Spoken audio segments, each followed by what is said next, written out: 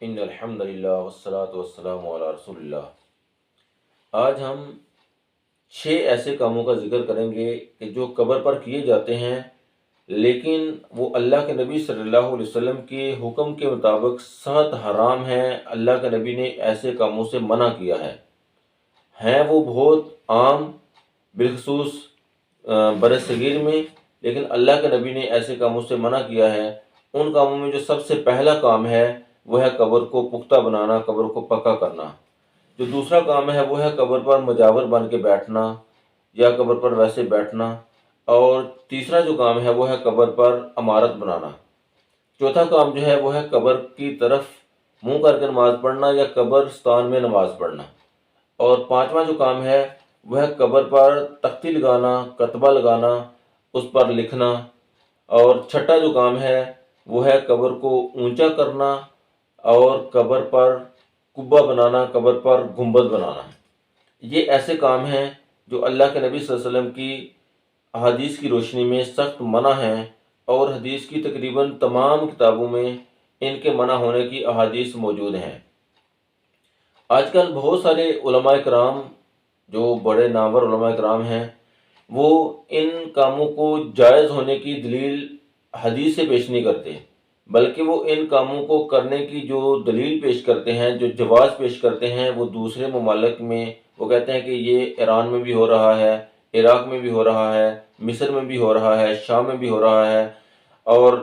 بجائے کہ وہ اللہ کے نبی کی حدیث کی بات کرتے، کسی صحابی کے عمل کی بات کرتے، وہ ان کاموں کے کرنے کے لیے دوسرے مالک سے دلائل پیش کر رہے ہیں کہ وہ لوگ چونکہ یہ کرتے ہیں اس لیے ہمارا کرنا یہ درست ہے۔ اور یہ صرف پاک انڈیا کا معاملہ نہیں، آپ عراق جائیں تمام مزارات اسی طرح، اہل عراق کا عقیدہ بھی یہ ہے۔ شام جائیں تمام مزارات شام میں اسی طرح، میں تو جاتا ہوں، میں تو دیکھتا رہتا ہوں، تو اہل شام سیریا کا عقیدہ بھی یہ ہے۔ ایران میں جائیں ان کا عقیدہ بھی یہ ہے۔ مصر میں جائیں، میں مصر سے ہو کے آیا ہوں، امام شافعی کا، سیدہ نفیسہ کا، بڑے بڑے اکابر اولیاء اللہ کے سب کے مزارات اسی طرح جیسے پاکستان انڈیا کا رواج ہے، ان کا عقیدہ بھی یہ ہے۔ میرا مقصد بات کا یہ ہے کہ ترکی جائیں، مولانا روم اور ابو ایوب انصاری رضی اللہ، فوٹو دیکھیں نا مزارات کے، ان کے بھی مزارات گنبد کے ساتھ اسی طرح۔ اللہ کے نبی صلی اللہ علیہ وسلم کی حدیث موجود ہو، اللہ کے نبی کا فرمان موجود ہو، اللہ کے نبی کا عمل موجود ہو، سنت موجود ہو، اور وہ اس کے مقابلے میں دوسرے ممالک کے لوگوں کی بات کرے کہ لوگ ایسا کرتے ہیں تو ہم کیوں نہیں کر سکتے۔ تو اللہ کے نبی صلی اللہ علیہ وسلم کے صحابی حضرت جابر جو ہیں وہ بیان کرتے ہیں کہ اللہ کے نبی صلی اللہ علیہ وسلم نے ہمیں قبروں کو پختہ بنانے، قبروں پر بیٹھنے اور ان پر عمارت تعمیر کرنے سے ہمیں منع کیا۔ تو اس حدیث میں جو پہلے 3 کاموں کا ذکر کیا گیا ہے، اسی حدیث میں تینوں کاموں کو منع اللہ کے نبی نے کر دیا ہے، اور یہ حدیث صحیح مسلم میں ہے جس کا نمبر ہے 2245۔ ابو داؤد جو ہے اس میں یہ 3225 ہے، اور سنن نسائی میں 2030 نمبر ہے حدیث کا۔ اس کے علاوہ یہ حدیث جو ہے دوسری کتابوں میں بھی موجود ہے۔ اسی طرح اللہ کے نبی صلی اللہ علیہ وسلم کے صحابی حضرت ابو مرثد غنوی سے روایت ہے کہ رسول اللہ صلی اللہ علیہ وسلم نے ہمیں قبر پر بیٹھنے سے منع فرمایا اور قبر کی طرف نماز پڑھنے سے منع فرمایا، کہ قبر پر بیٹھنا بھی نہیں ہے اور قبرستان میں نماز بھی ادا نہیں کرنی، قبر کی طرف منہ کر کے بھی نماز ادا نہیں کرنی، قبرستان میں بھی نماز ادا نہیں کرنی۔ تو اس حدیث کی روشنی میں کہ جہاں بھی قبر ہوگی وہاں پر نماز نہیں ہوگی، اور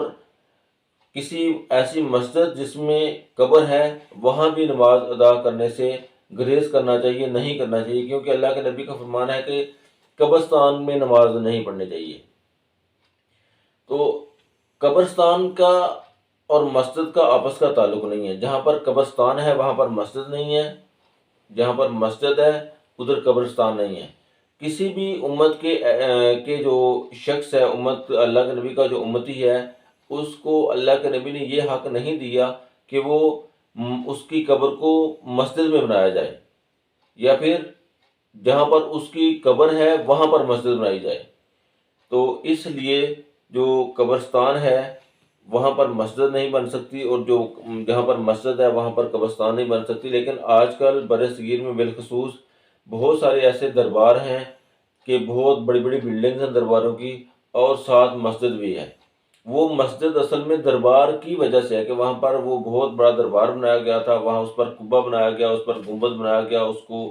اور ساتھ مسجد بنا دی، تو ایسا کرنے سے اللہ کے نبی صلی اللہ علیہ وسلم نے منع فرمایا ہے۔ یہاں پر یہ بات ذہن میں آ سکتی ہے کہ مسجد نبوی جو ہے وہاں پر اللہ کے نبی صلی اللہ علیہ وسلم کی قبر مبارک ہے، تو جب مسجد نبوی میں اللہ کے نبی صلی اللہ علیہ وسلم کی جب قبر مبارک بنی تھی تو تب مسجد نبوی سے باہر تھی اللہ کے نبی صلی اللہ علیہ وسلم کی زوجہ کا حجرہ، حضرت عائشہ صدیقہ رضی اللہ تعالیٰ عنہا کا حجرہ تھا، جس میں اللہ کے نبی صلی اللہ علیہ وسلم کی وفات ہوئی۔ اور نبی کا یہ خاصہ ہوتا ہے کہ جہاں پر نبی کی وفات ہوتی ہے اس کو وہیں پر دفن کیا جاتا ہے۔ تو اللہ کے نبی صلی اللہ علیہ وسلم کو حضرت عائشہ صدیقہ رضی اللہ تعالیٰ عنہا کے حجرہ میں دفن کیا گیا، اور بعد میں مسجد نبوی کی ایکسٹینشن ہو گئی۔ تو اس طریقے سے یہ وہ اللہ کے نبی کا جو حجرہ ہے، جو قبر مبارک ہے، وہ مسجد میں آ گئی۔ لیکن یہ کام امتیوں کے لیے نہیں ہے، کسی امتی کا یہ حق نہیں ہے کہ وہ جہاں پر فوت ہو اس کو وہیں پر دفن کیا جائے، یا پھر جہاں پر اس کو دفن کیا جائے وہاں پر مسجد بنائی جائے۔ یہ حدیث بھی صحیح مسلم میں موجود ہے، جس کا نمبر ہے 2250، اور ابو داؤد میں اس کا نمبر ہے 3229۔ پانچواں کام جس سے اللہ کے نبی صلی اللہ علیہ وسلم نے منع فرمایا تھا وہ یہ ہے کہ قبر پر کچھ لکھا جائے، قبر پر کتبہ بنایا جائے، اس پر تختی لگائی جائے۔ یہ حدیث ابو داؤد میں 3226 ہے اور نسائی میں 2029 ہے کہ اللہ کے نبی نے منع فرما دیا کہ قبر پر لکھا جائے، جس میں عام طور پر جو قبر میں مدفون ہوتا ہے شخص، اس کا عام طور پر ڈیٹ آف ڈیتھ لکھی جاتی ہے، وہاں پر یا حیو یا قیوم لکھا جاتا ہے، یا اللہ یا رسول اللہ لکھا جاتا ہے، اس میں کچھ قرآن کی آیت لکھی جاتی ہے، حدیث لکھی جاتی ہے۔ تو ایسے تمام کاموں سے اللہ کے نبی صلی اللہ علیہ وسلم نے منع فرما دیا ہے، اس کا شریعت کے ساتھ کوئی تعلق نہیں ہے۔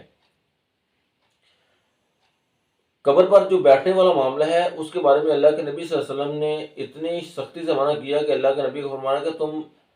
آگ کے انگارے پر بیٹھ جاؤ، اور آگ کا انگارہ تمہارے کپڑوں کو جلا کے تمہاری کھال کو جلا دے، یہ قبر پر بیٹھنے سے بہتر ہے۔ یہ حدیث صحیح مسلم میں 2248 اس کا نمبر ہے، اور ابو داؤد میں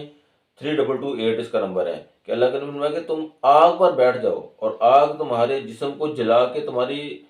کپڑے کو جلا کے تمہارے جسم کو جلا دے، یہ قبر پر مجاور بن کے بیٹھنے سے بہتر ہے اگر قبر پر نہیں بیٹھنا۔ جو چھٹا کام ہے جس سے اللہ کے نبی نے سختی سے منع کیا تھا وہ ہے کہ قبر کو اونچا بنانا اور قبر پر